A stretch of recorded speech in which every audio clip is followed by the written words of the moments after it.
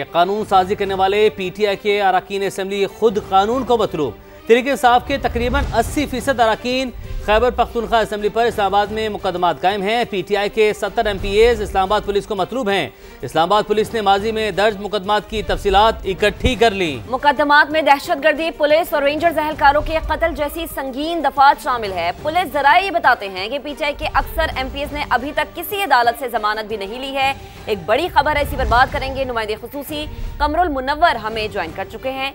कमर, एक बड़ी तादाद है पीटीआई अरकान की जिनका ताल्लुक खैबर पख्तूनख्वा असम्बली से है। ये बताएगा कि किस नौयत के ये मुकदमात है, कौन कौन से नाम शामिल है?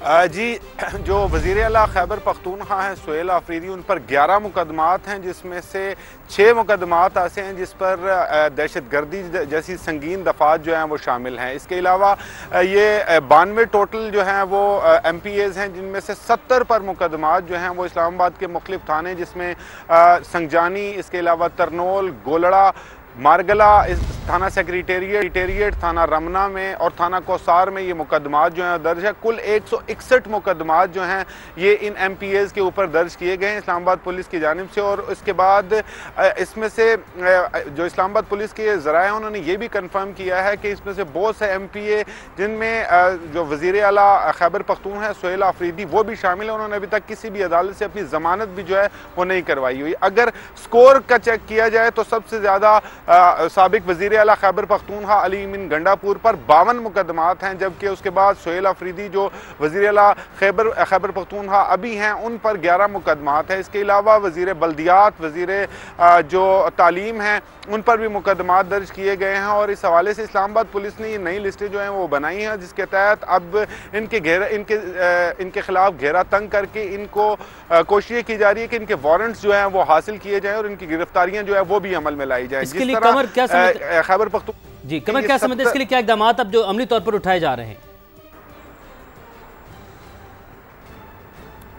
जी, बाकायदा तौर पर ये लिस्टें जो है वो कंपाइल कर ली गई हैं और इनमें ये 70 MPAs हैं जिनके खिलाफ ये मुकदमात दर्ज हैं। और इसमें इंतहाई संगीन नौयत के, जिसमें दहशतगर्दी और पुलिस एहलकार और रेंजर्स एहलकारों को कत्ल करने की दफात जो है वो भी शामिल की गई। और इसी वजह से अब इनके अखबार इश्तिहार जारी करने के बारे में कहा जा रहा है और इनके खिलाफ मुख्तलिफ अदालतों से, क्योंकि ये अदम पेशी है इनकी, अदालतों में पेश नहीं हो रहे, तो इसी वजह से कोशिश की जा रही है कि इनके वारंट गिरफ्तारी जो है वो जारी किया। जी, जो इसमें रिनाउन नाम है उनके हवाले से बाकायदा ये कहा गया कि समन भेजे गए, शामिल तफ्तीश होने का भी कहा गया, लेकिन वो लोग ना शामिल तफ्तीश हुए, ना ही उन्होंने अपनी जमानतें जो हैं वो करवाई हुई हैं। इस्लामाबाद की ज़िले अदालत से ना कोई बेल हुई है, ना ATC से जो है वो, क्योंकि नॉन बेलेबल ऑफेंस है, वहाँ से भी कोई ज़मानत जो है उनकी जानिब से नहीं ली गई। और इस हवाले से जितने भी लोग हैं उनमें से बेशतर ऐसे जिन्होंने ना तो अपनी कोई ज़मानत करवाई हुई है और ना ही किसी तरह से वो इन केसेस में शामिल तफ्तीश हुए हैं, क्योंकि 161 मुकदमात हैं जिसमें ये 70 MPAs जो हैं वो मतलूब हैं। और इस हवाले से अब इस्लामाबाद पुलिस ने एक स्ट्रेटजी बनाने की शुरू की है, जिसके तहत इनको अदालतों के सामने पेश किया जाएगा। ना सिर्फ इनके खिलाफ अदालतों से वारंट लिए जाएंगे और इनको इश्तिहारी भी करार दिया जाएगा। ठीक है कमर, आपने हमें तफसीलन आगाह किया, आपका बहुत शुक्रिया। बानी पीटीआई मुसल्लह जिद्दोजहद पर तुले हुए हैं, वो आज भी सियासी कुव्वतों के साथ बैठने को तैयार नहीं। मुसल्लह जिद्दोजहद करनी है तो फिर एक्शन भी होगा, राना सनाउल्लाह ने खबरदार कर दिया। Program red line with Talat में गुफ्तगू करते हुए कहा कि तहरीक इंसाफ फिर किसी वाक़े के इंतजार में है। दहशतगर्दी के मुकम्मल खात्मे का फैसला हो गया, इसमें कोई अभाम नहीं रहना चाहिए। एक आदमी जो है वो अपनी पॉपुलैरिटी तो क्लेम कर रहा है डेमोक्रेटिक प्रोसेस के जरिए से, पॉलिटिकल पार्टी है, लेकिन वो तुला हुआ है कि जी मैंने मसल्ला जदोजहद करनी है, तो फिर उसके बाद फिर एक्शन तो कभी नहीं, एक्शन तो नहीं हुआ। 25 मई 2022 को मसल्ला जदोजहद थी, 9 मई को मसल्ला जदोजहद थी, 26 नवंबर 2024 को मसल्ला जदोजहद थी, अब 26 नवंबर 2025 को भी मसल्ला जदोजहद का ही जो है इरादा था, लेकिन वो नहीं हो सका। वो भई एक आदमी जब बंदूक उठा के तो वो कहेगा कि जी मैं आ रहा हूँ, बाकी सारे मामला जो है वो किस तरह से देखे जाए। वो आज तक भी पॉलिटिकल फोर्सेस के साथ बैठ के इस मुल्क के पॉलिटिकल सिस्टम को जो है वो ठीक करने पे आमादा नहीं है। दहशतगर्दी के नहीं, दहशतगर्दी की बात नहीं, फैसला हो गया है, कौम को कोई अब हार्म नहीं है, वो अगर किसी का अपना एजेंडा है तो वो चलाए। एक और अहम मामले की बात करें, सिडनी हमले में मुलविस भारतीय शहरी नवीद अकरम पर दहशतगर्दी समेत 59 इल्जामात आयद। सेहत बेहतर होने पर बाकायदा तौर पर फर्द जुर्म आयद की जाएगी। वज़ीर-ए-आज़म एंथनी अल्बनीज़ कहते हैं सिडनी वाक़या आंखें खोलने देने के लिए काफ़ी है। दहशतगर्दी से निमटने के लिए नई कानून साजी करना होगी। न्यू साउथ वेल्स के प्रीमियर ने असलहे से मुताल्लिक़ कानून साजी के लिए पार्लियामेंट का हंगामी इजलास बुला लिया। हमलावर भारतीय थे, भारतीय हुकाम ने आखिरकार एतराफ़ कर लिया। भारतीय पुलिस के मुताबिक साजिद अकरम का ताल्लुक तेलंगाना के शहर हैदराबाद से था। ऑस्ट्रेलिया मुंतकिल होने के बाद भी 6 बार भारत का दौरा किया था।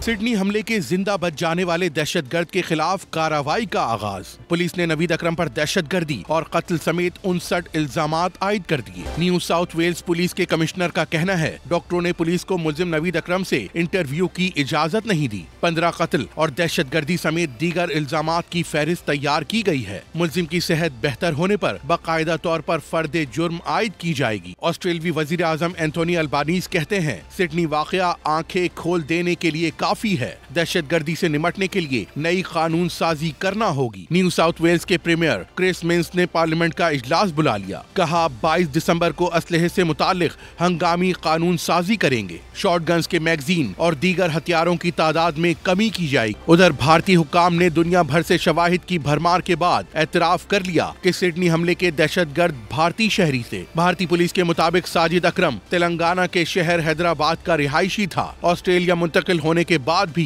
4 बार भारत का दौरा किया। दोनों बाप बेटे ने हमले से पहले फिलिपाइन जाने के लिए भी भारतीय पासपोर्ट पर सफर किया था। वो खुशी खुशी खेल रही थी, अचानक फायरिंग हुई और वो ज़मीन पर गिर गई। सिडनी हमले में मरने वाली 10 बरस की बच्ची की वालदा अंदोहनाक मनाजिर की तफसील बताते बिलक बिलक कर रो पड़ी। मरने वालों की आखिरी रसूमात आज अदा की जा रही हैं। हमले के मकाम पर तीसरे रोज़ भी शहरी की आमद, शहरी फूल रखकर मुतासरीन से हमदर्दी का इजहार कर रहे हैं। सिडनी हमले के बाद भारतीय मीडिया का पाकिस्तान मुखालिफ झूठा प्रोपेगेंडा बेनकाब हो गया है। हकाइक सामने आते ही भारतीय प्रोपेगेंडा ज़मीबोस। हमलावर भारतीय शहरी निकला। भारतीय शहरी साजिद और इसके बेटे की फायरिंग से 16 अफराद हलाक और मुतादिद जख्मी हुए। हमले के बाद ऑस्ट्रेलियाई पुलिस ने तहकीकात का आगाज कर दिया। तहकीकात से कबल ही भारतीय मीडिया ने पाकिस्तान मुखालिफ प्रोपेगेंडा मुहिम शुरू की। बगैर किसी तस्दीक हमलावरों को पाकिस्तानी शहरी करार देते रहे। गोदी मीडिया और भारतीय एजेंसी रॉ से जुड़े सोशल मीडिया अकाउंट्स ने प्रोपेगेंडा मुहिम चलाई। भारतीय सोशल मीडिया अकाउंट्स ने एक बेगुनाह पाकिस्तानी की तस्वीर तक जारी कर दी। झूठे भारतीय सोशल मीडिया अकाउंट्स ने नवीद अकरम को दहशतगर्द करार दिया। गैर मुल्की जरीदे दी गार्डियन ने भारत के झूठे प्रोपेगेंडे को मुस्तरद कर दिया। बेगुनाह नवीद अकरम ने भी अपने एक बयान में भारतीय प्रोपेगेंडे का पर्दा चाक किया। जबकि दूसरी जानिब अफगान तालिबान के 20 से ज्यादा दहशतगर्द तंजीमों से रवाबित बरकरार। शेख हैबतुल्लाह अखवंजादा की हिकमत अमली अलकायदा और दाइश से मुताबिकत रखती है। अमरीकी जरीदे नेशनल इंटरेस्ट की रिपोर्ट जारी। तालीमी ज़राए को शिद्दत पसंदी की तरगीब देने के लिए इस्तेमाल करने का इंकशाफ हुआ है। लिखा कि तालिबान रजीम ने नौजवान नस्ल की जहनसाजी की। जल्द दुनिया को ऐसी नस्ल से वास्ता पड़ेगा जो जिहाद को दीनी फरीजा समझती है।